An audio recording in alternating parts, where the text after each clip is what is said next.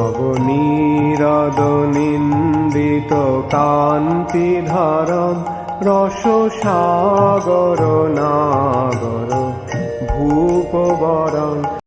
हरे कृष्णा, दंडवत प्रणाम। हम लोग श्रीमद् भागवतम के छठे स्कंद में है, 8वां अध्याय चल रहा है। आज हम लोग श्लोक संख्या 12 से कंटिन्यू करेंगे। श्रीमद् भागवतम 6.8.12 ऑनवर्ड्स। सब दोहराइए।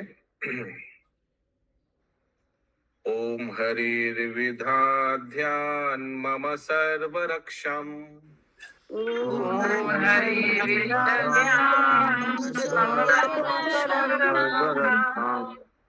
न्यास्तांघ्रि पद्मा पतगेन्द्र पृष्ठे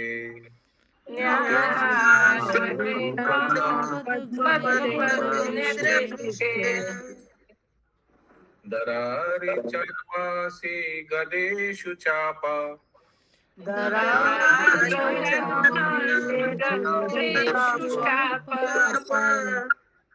पशान् दधानो अस्तगुण अस्तबाहु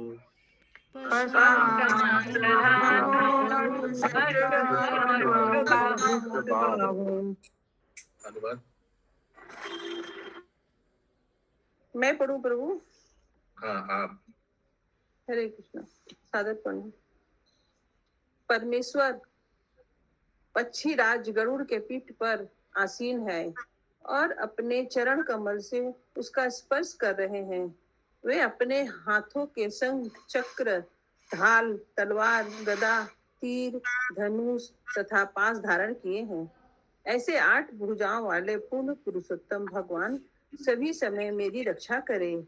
वे सर्वशक्तिमान हैं क्योंकि वे 8 योग शक्तियों महिमा, लघिमा, अणिमा, लघिमा इत्यादि से समन्वित है। हरे कृष्ण। देखिए, ये प्रथम स्टार्टिंग मंत्र है नारायण कवच का।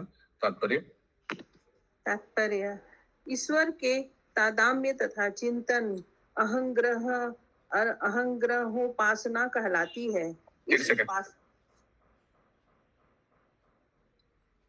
माने thinking oneself one with the supreme is called अहंग्रहो उपासना।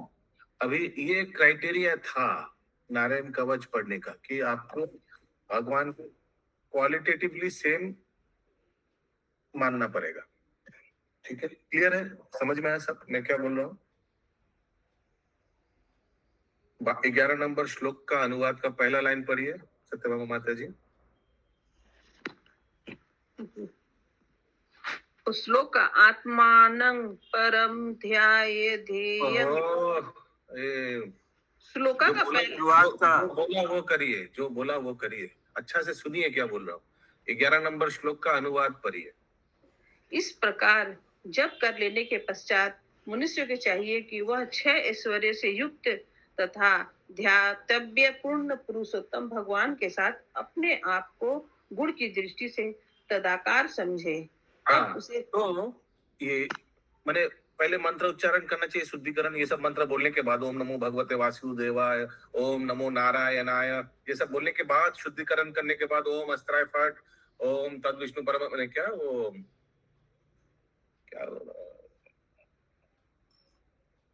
अरे शुद्धिकरण मंत्र क्या है? ओम विष्णुवे नमः। नहीं सब बोलने के बाद क्या करना है? अपने आप को भगवान के समझ सोचना चाहिए, क्वालिटेटिवली, गुणात्मक। ठीक है, ये आया था। तो उसी को बोलता है अहंग्रह उपासना। आगे। इस उपासना से कोई ईश्वर नहीं बन जाता, किंतु गुरु की दृष्टि से वह अपने आप को परमेश्वर के समान मानता है। यह मानकर कि जिस प्रकार नदी का जल समुद्र के जल के समान है, उसी प्रकार व्यक्ति की आत्मा परमात्मा का धर्मासम है। इसे इस श्लोक में बताई गई विधि से परमेश्वर का ध्यान करना चाहिए और उनकी शरण में जानी चाहिए।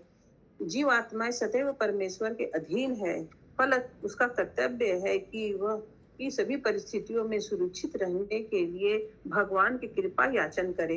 हरे कृष्ण।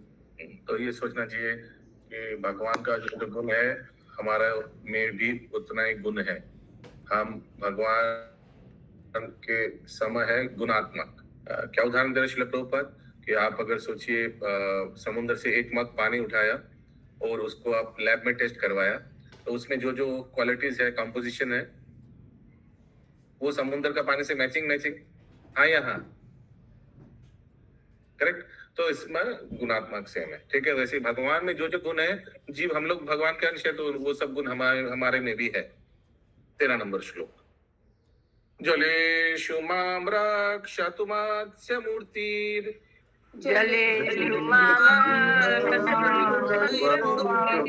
मूर्ति यदो गणेभ्यो वरुणस्य पाश्चात्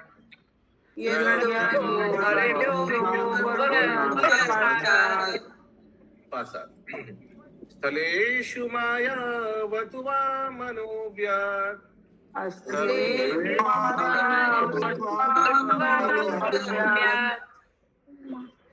त्रिविक्रमाख्ये अवतु विश्वरूपा।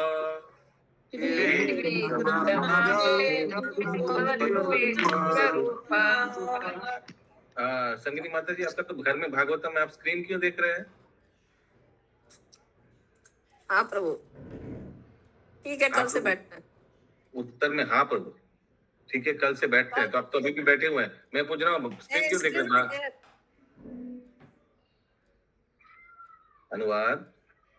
अनुवाद। जल के भीतर वरुण देवता के पार्षद हिंस्र पशुओं के मत्स्य रूप धारण करने वाले भगवान मेरी रक्षा करे। उन्होंने अपनी बस एकदम स्लो पढ़िएगा, सो दैट हम लोग समझ पाए एक एक वर्ड। फिर से एकदम स्पीड को 10% कर दीजिए। जल के भीतर वरुण देवता के पार्षद हिंस्र पशुओं के मत्स्य रूप धारण करने वाले भगवान मेरी रक्षा करे। उन्होंने May the Lord, who assumes the body of a great fish, protect me in the water from the fierce animals that are associates of the demigod Varuna. तो भगवान कौन सा अवतार लेते हैं जल में? मत्स्य अवतार। मत्स्य अवतार प्रभु जी। प्रभु जी कौन बोल रहा है मेरी रक्षा करें? ये मंत्र में है, ये सुखदेव गोस्वामी परीक्षित महाराज को श्रवण करवा रहे हैं। ये नारायण कवच मंत्र में है। अच्छा अच्छा प्रभु। उन्होंने अपनी माया का विस्तार करके वामन का रूप धारण किया। वामन देव स्थल पर मेरी रक्षा करे। उनका विराट स्वरूप विश्व रूप तीनों लोगों को जीतने वाला है। आकाश में मेरी रक्षा करे। Since the gigantic form of the Lord Vishwarup conquers the three worlds, ये विश्वरूप वो पंडित विश्वरूप से अलग है। हाँ ठीक है अशोक प्रभु, ये भगवान का विश्वरूप के बारे में किया जा रहा है, ठीक है। He protect me in the sky. Yes, Keshav जगत प्रिया माता जी।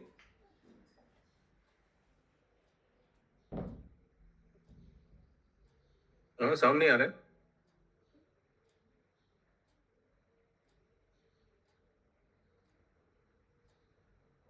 हाँ नहीं आ रहा। अब आ रहा है? हाँ बोलिए।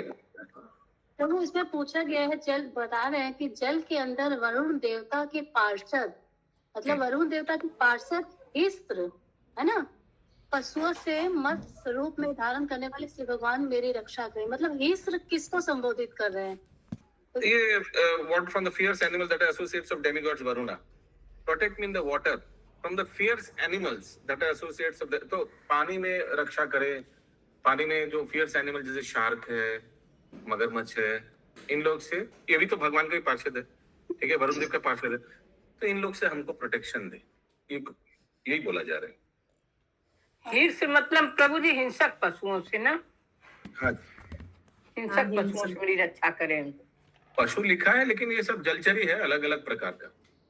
यहाँ तो प्रभु जी उनका रूप भगवान ने स्वयं धारण कर लिया है, तो इसलिए बोला गया है कि इनका विस्तृत व्याकरण देखे कि भगवान ने वरुण देव के पार्षद जो हैं मत्स्य रूप में उनका रूप लिया है। भगवान ने वरुण देव का पार्षद मत्स्य रूप में रूप लिया है। क्या क्या बोल रहे हैं? नहीं ऐसे कुछ नहीं है। ऐसे व्यक्ति बोल रहा है, ऐसी प्रार्थना है, इसको एक एक स्टेटमेंट में लीजिए। व्यक्ति बोल रहा है कि हमको जलचर से बचाए, जो वरुण देव के पार्षद हैं। कौन बचाएगा? वरुण, ये भगवान का मत्स्य अवतार बचाए। और किन से बचाए? वरुण देव के पार्षदों से, बस। बामन। और ज्यादा इसको एनालिसिस मत करिए, सिंपल लीजिए, इसको स्ट्रेट फॉरवर्ड लीजिए, ठीक है? ओके। उसी तरह भगवान जब वामन देव का रूप लेते हैं, तब May स्थल Lord Vamana protect me on the land. जमीन पे लॉर्ड वामन प्रोटेक्ट करे, पानी में मत्स्य अवतार प्रोटेक्ट करे, यही बोला जा रहा है और कुछ नहीं। आगे। इस मंत्र के द्वारा भगवान ने मत्स्य, बावन तथा विश्व रूप अवतार से जल तथा स्थल आकाश में सुरक्षा के हेतु प्रार्थना की जाती है। आकाश, तो ये विश्व रूप जैसे त्रिभुवन यहाँ का क्या बोला जा रहा है? पानी, आकाश और स्थल। स्थल, जल, आकाश, ये हमको रक्षा करे। अगला श्लोक 14 नंबर। दुर्गे सत्याव्याजी मुखादिषु प्रभु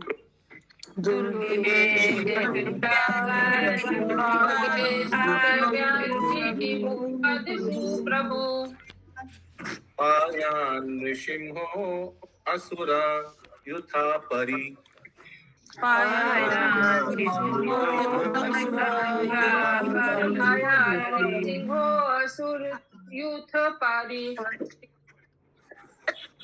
विमुञ्चतो यस्महत्तः सम्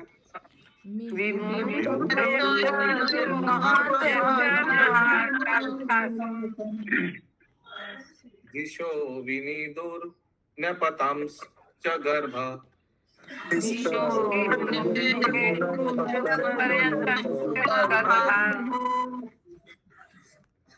हिरण्यकशिपु के शत्रु के रूप में प्रकट होने वाले भगवान नरसिंह देव समस्त दिशाओं में मेरी रक्षा करें। उनके घोर अट्टहास से समस्त दिशाओं गूंज उठी थी और असुरों की पत्नियों के गर्भपात हो गए थे। भगवान जंगल तथा युद्ध भूमि में जैसे विकट स्थानों में कृपा करके मेरी रक्षा करें।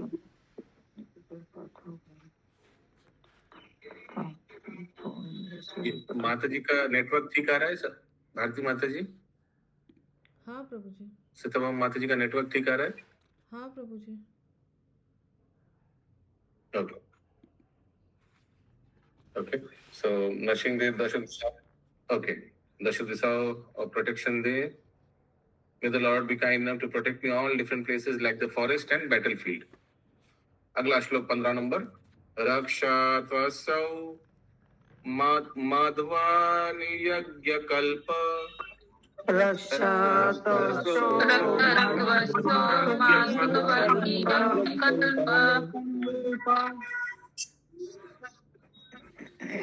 स्वदं स्तयोनिधारो वराह।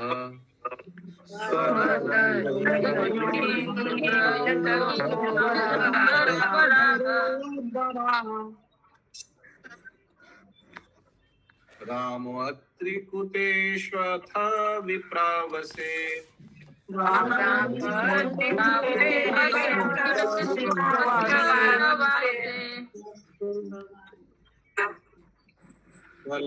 लक्ष्मणोऽव्यात् भरताग्रजो अस्मान्।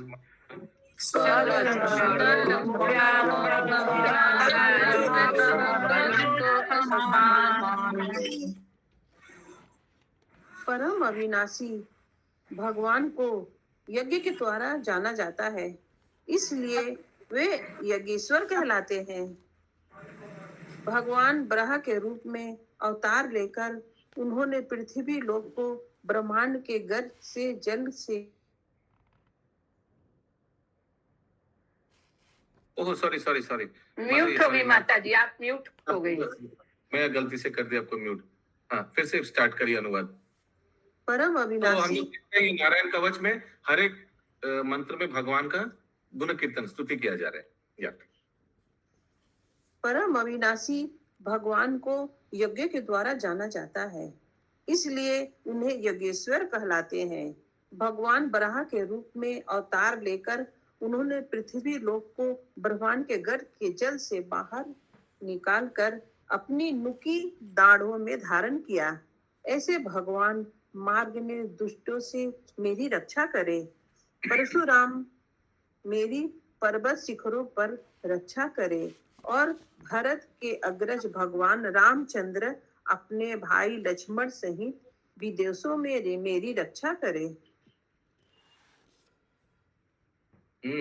तो ये कवच जैसा है ना, मंत्र पढ़ के माधव स्वरूप प्रभु लग रहा है ना, कवच जैसा है। यहाँ से रक्षा करे, वहां से रक्षा करे, ये से रक्षा करे। ये मोटा मोटी नरसिंह कवच जैसा ही, अगर आप लोग नरसिंह कवच पढ़ा है तो वैसे सिमिलर जैसा ही है ना। स्तुति तात्पर्य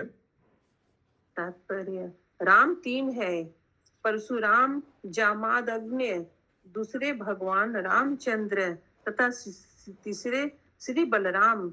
इस श्लोक में आगत रामो द्विकूटेत्व अर्थ में श्री परशुराम का संकेत है। महाराज भरत का लक्ष्मण के भाई भगवान रामचंद्र है। हरे कृष्ण। यस, प्रीति में नंद प्रिय माता जी। हरे कृष्णा प्रभु जी, दंडवत प्रणाम। प्रभु जी, जो हम लोग तिलक धारण करते हैं अपने शरीर पे 12 जगह, तो ये वो भी इसी पर्पस में किया जाता है ना प्रभु जी, कि भगवान हमारी रक्षा करेंगे। हाँ, करेक्ट, यस। ओम केशवाय नमः, भगवान हमारा ललाट को रक्षा करे। ओम नारायण नमः, ओम माधवाय नमः, ओम गोविंदाय नमः, हमारे वक्षस्थल को रक्षा करे, एक्सेट्रा। हमारा डायना हाथ को रक्षा करे, ऐसे। करेक्ट, सही बात। 16 नंबर श्लोक। मामोग्र धर्माद अखिलात प्रमादान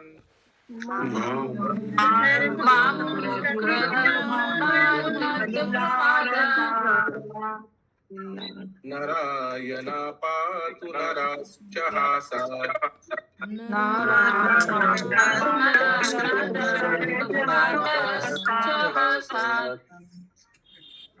दत्तस्ते योगः अथ योगनाथ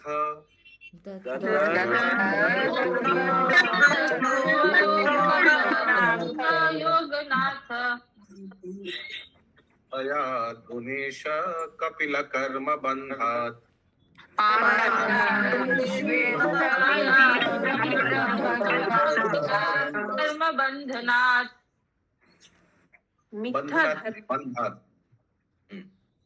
मिथ्या धर्मों के अनावश्यक पालन तथा प्रमादवश कर्तव्य अच्युत होने के से भगवान नारायण मेरी रक्षा करे। नर रूप में प्रकट भगवान नारायण, स्लोली ग्रुप में बोलेंगे, रुक जाइए तुरंत। तो नारायण रक्षा करे फ्रॉम फॉल्स। कहाँ से आवाज आ रहा है? म्यूट करिए। सरिता जयसवाल माता जी, म्यूट करिए।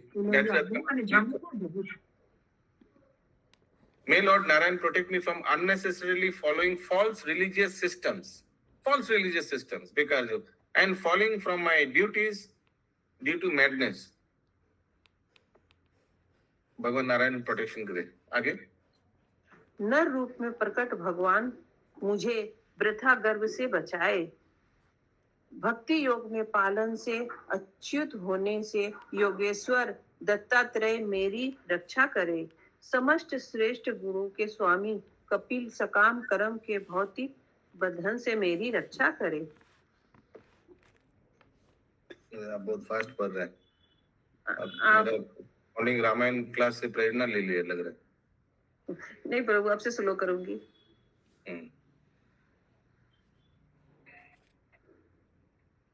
Dattatreya from mystic power and protect me from falling while performing bhakti yoga. Lord Dattatreya. May Lord Kapila, the master of all good qualities, protect me from the material bondage of fruitive activities. Yes, चंदा माता जी। प्रभु जी, मिथ्या धर्म क्या है? मिथ्या धर्म के अनावश्यक पालन तथा की रक्षा करें। कई तब धर्म, देवी देवताओं का उपासना, ये मिथ्या धर्म है। बाबा जी का कोई मनुष्य का उपासना, ये भी मिथ्या धर्म है। मनुष्य को भगवान का मिथ्या धर्म है। भगवान का अस्तित्व नहीं है, भगवान निराकार है, ये भी मिथ्या धर्म है।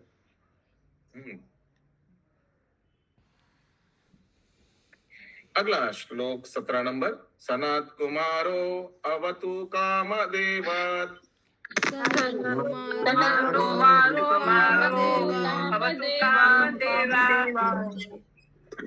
धाया शीर्ष माम पथि देव हेलना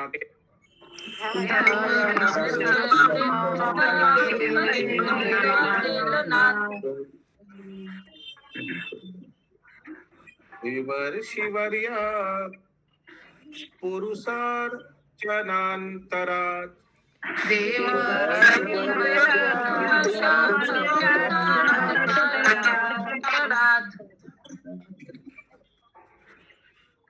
कुर्मो हरिर्मां निरयाद् अशेषात्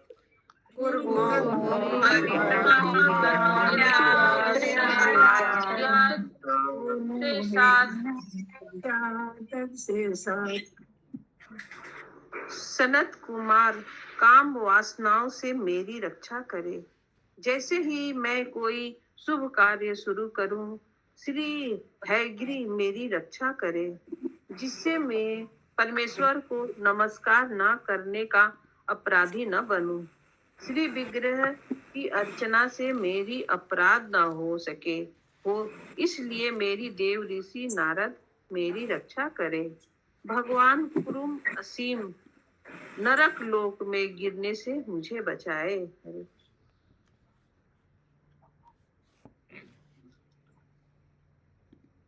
तात्पर्य प्रत्येक प्राणी में काम इच्छाएं प्रबल होती है और भक्ति मार्ग में ये ही सबसे अधिक बाधक है। अतः जो काम इच्छाओं के बस में बुरी तरह फंसे हैं, उन्हें चाहिए कि परम ब्रह्मचारी भक्त सनत कुमार की शरण ग्रहण करे।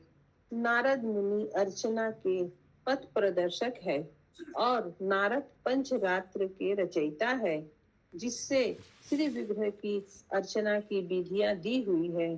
चाहे कोई घर में श्री विग्रह की पूजा करे या मंदिर में, अर्चना में होने वाली 32 प्रकार के अपराधों से बचने के लिए देव ऋषि नारद के अनुग्रह की आकांक्षा करनी चाहिए।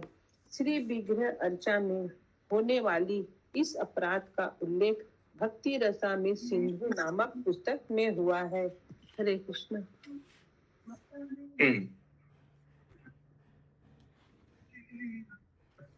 भक्ति रसामृत सिंधु 64 अंग है, उसमें 32 क्या करना चाहिए और 32 क्या नहीं करना चाहिए दिया हुआ है। आप में से कौन कौन ये ग्रंथ को अध्ययन किया है, कृपया गूगल हाथ उठाइए।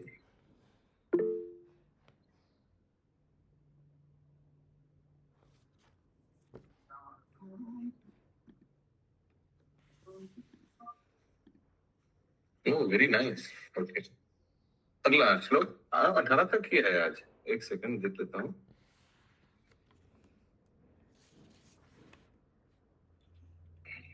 हाँ, 19 तक है, ठीक है।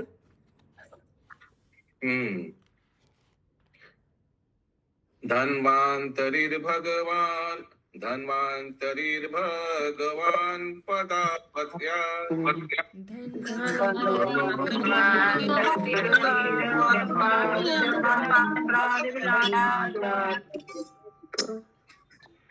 द्वन्द्वाद्भयारीशभुनिर्जितात्मा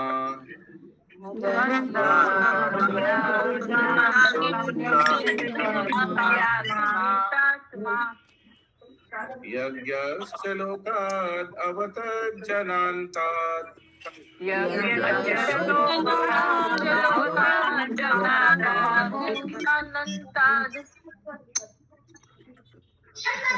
बलो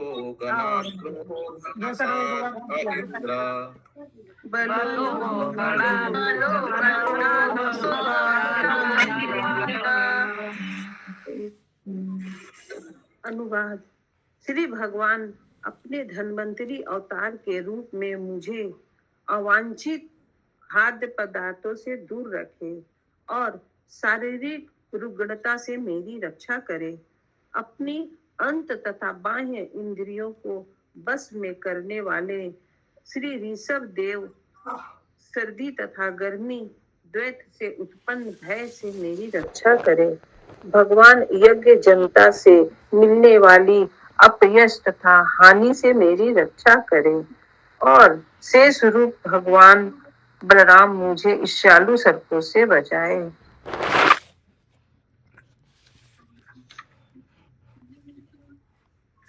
19 नंबर तात्पर्य। इस भौतिक जगत में रहने के लिए मनुष्य को अनेक विपत्तियों का सामना करना होता है। इसका उल्लेख इस श्लोक में हुआ है। उदाहरणार्थ अवांछित भोजन कुपथ्य से स्वस्थ को भय रहता है, अतः ऐसे भोजन का त्याग कर देना चाहिए। इस मामले में धन्वंतरी हमारी रक्षा कर सकते हैं, क्योंकि भगवान विष्णु समस्त जीवात्माओं के परमात्मा है। अतः वे चाहे तो हमें अन्य जीवों के उपद्रव अर्थात अधिभौतिक उपद्रव से बचा सकते हैं। भगवान बलराम शेष के अवतार है, अतः वे चाहे तो हमें क्रुद्ध सर्पों अथवा द्वेषपूर्ण व्यक्तियों से बचा सकते हैं, जो हमेशा घात लगाए बैठे रहते हैं। हरे कृष्णा। एक्चुअली हर एक जो भगवान का अवतारों का बारे में बोला जा रहा है ना, उससे प्रोटेक्शन का कुछ लेना देना है ना, मिलता जुलता है। नोटिस किया आपने? जो अनंत शेष भगवान को बोला तुम सर्प से यानी ईर्ष्यालु व्यक्ति से बचाए, कनेक्शन है कुछ वो अवतार से। धन्वंतरी है डॉक्टर अवतार भगवान का, तो उससे वो खाना पीना से कनेक्शन है ना। यस माता जी। हरे कृष्ण प्रभु जी। प्रभु जी, रोहिणी कृपा प्रदायिनी माता जी बीमार हो गई हैं, हॉस्पिटल में हैं, उनके लिए महामंत्र करवा दीजिए। क्या हुआ? उनको आज सुबह 4 बजे से बहुत ज्यादा वोमिटिंग हुआ, जिसकी वजह से एकदम उनका हालत हो गया, इमीडिएटली ले जाया गया हॉस्पिटल में, तो एडमिट है। अभी तक बोला नहीं आप? अरे वो तो कुंभ नहाने गई थी, हमसे बात हुई थी, कुंभ नहाने गई थी। हाँ, वहीं पर धन्वंतरी का बात उठा तो आपने बताया।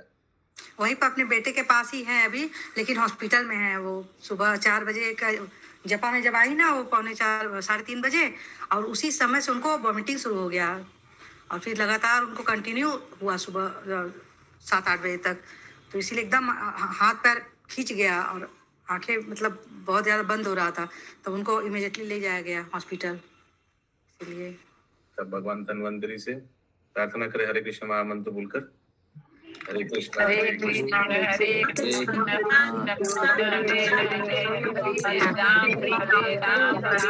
राम हरे हरे। देखा माता जी कुछ करें। ओके, देखी थी माता जी का फेस देखे थे।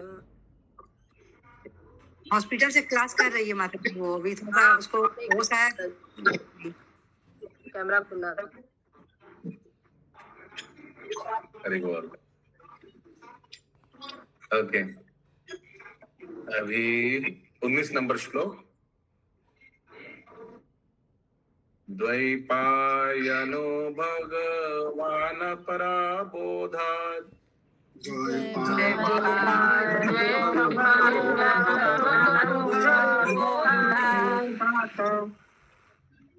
बुद्धस्तु पाषण्ड गना प्रमादात्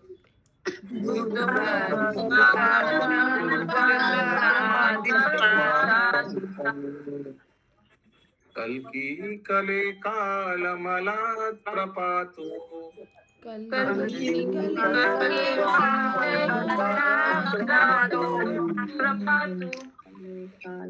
धर्मावनायोरुपितावतार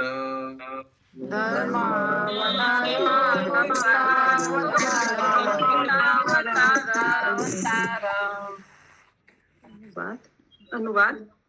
वैदिक ज्ञान से विहीन होने के कारण सभी प्रकार की अविद्या से श्री भगवान के अवतार व्यास देव मेरी रक्षा करे। वेद विरुद्ध कर्मों से तथा आलस्य से जिनके कारण प्रमादवश वेद ज्ञान तथा अनुष्ठान भूल जाते हैं, भगवान वसुदेव मुझे बचाए। भगवान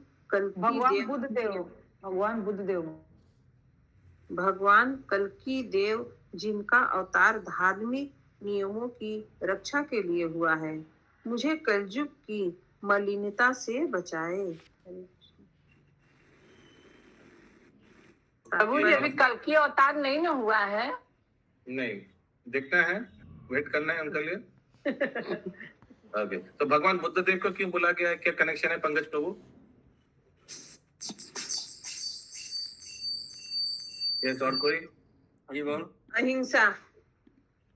नहीं, वो वेदों के सहारा लेकर के जो हिंसा होगा था उसके लिए। करेक्ट। तो हम लोग सबका कुछ ना कुछ कनेक्शन है। ओके, तात्पर्य, इस श्लोक में श्री भगवान के विभिन्न अवतारों का उल्लेख हुआ है जो विभिन्न कार्यों के लिए प्रकट होते हैं।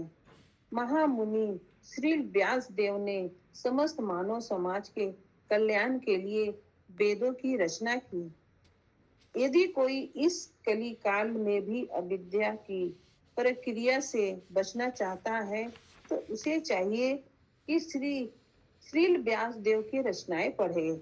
इनमें नाम है चारों वेद, साम, यजुर, ऋग तथा अथर्व, 108 उपनिषदें, वेदांत सूत्र, ब्रह्म सूत्र, महाभारत, श्रीमद् भागवतम महापुराण, ब्रह्म सूत्र पर व्यास देव का भाष्य तथा अन्य 17 पुराणे।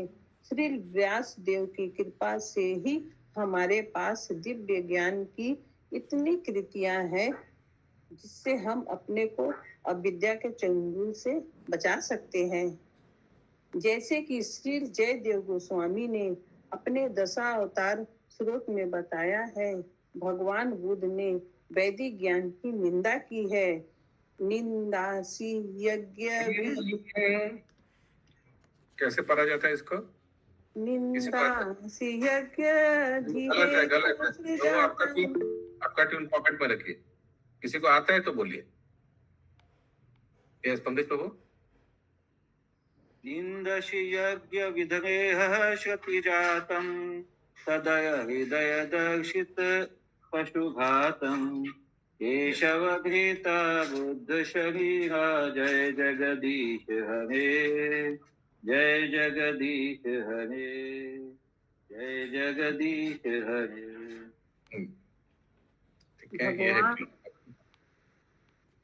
भगवान बुद्ध का उद्देश्य जनता को पशु वध के लिए कुकृत्य से बचाना और बीवी पशुओं का वध होने से बचाना था। क्योंकि ब्राह्मण लोग बहुत मिसयूज कर रहा था। वेद शास्त्र में लिखा हुआ है ना, पशु बलि देना चाहिए एक्सेट्रा, बहुत मिसयूज कर रहा था, बहुत एनिमल किलिंग हो रहा था। उस समय भगवान बुद्ध रूप में अवतार लेते हैं और बोलते हैं कि वेदों को हम लोग नहीं मानेंगे, ठीक है, वेद शास्त्र को नहीं मानेंगे। सोचिए, जो भगवान खुद वेद का रचना किया वो खुद बोल रहा है कि हम लोग वेदों के नहीं मानेंगे। क्यों? वो तो लकीर पे फकीर थे ना, पशु हत्या हो रहा था इसीलिए। ओके, क्या लकीर के फकीर क्या? उस समय के जो अपने आप को ब्राह्मण या ये मानते वेदांती मानते थे, तो वो अपने आप को बस एक ही लाइन पर चलेंगे, इसमें दूसरा कोई मत नहीं आएगा, तो इसलिए वो ज्यादा करने लगे। तो ये वेदों में एक्चुअली पशु हत्या के बारे में बोला गया है, लेकिन वो क्या, यज्ञ में पशु को आहुति रूप में दिया जाता था, और वो भी बूढ़ा पशु को, और उनको एक नया जीवन मिलता था, स्पिरिचुअल उसमें प्रोग्रेस होता था, उसीलिए स्पिरिचुअल प्रोग्रेस के लिए दिया जाता था पशु का। ऐसा नहीं कि आहुति देने के बाद उसका सब काट के मसाला मार आके खाता था, ऐसा नहीं होता। ये तो अभी भी होता है प्रभु। आगे, जब पाखंडी लोग वैदिक यज्ञ के बहाने पशुओं का वध कर रहे थे तो भगवान बुद्ध ने कहा, यदि वेद पशु वध की आज्ञा देते हैं तो मैं वैदिक नियमों को नहीं मानता। इस प्रकार उन्होंने उन लोगों की रक्षा की जो वैदिक नियमों का पालन कर रहे थे। अतः मनुष्य को चाहिए कि भगवान बुद्ध की शरण में जाए, जिससे वैदिक आज्ञाओं का दुरुपयोग न करे। कल की अवतार हिंस अवतार है, जो कलयुग में उत्पन्न नास्तिकों के विनाश के लिए है। अब कलयुग के इस प्रारंभ काल में अनेक अधर्म व्याप्त हैं, और जो कलयुग आगे बढ़ेगा अनेक छद्म धार्मिक सिद्धांतों का प्रवेश होता जाएगा और लोग भगवान कृष्ण द्वारा बताए गए उन असली धार्मिक नियमों को भूलते जाएंगे जिन्हें उन्होंने कलयुग के प्रारंभ होने के पूर्व ही कहा था। ये नियम थे भगवान के चरण कमलों में आत्मसमर्पण। दुर्भाग्यवश कलयुग के कारण मूर्ख व्यक्ति कृष्ण के चरण कमलों की शरण नहीं लेते। यहाँ तक कि अधिकांश ऐसे व्यक्ति हैं जो अपने को वैदिक धर्म का पालन करने वाला बताते हैं, वास्तव में वैदिक नियम के विरोधी हैं।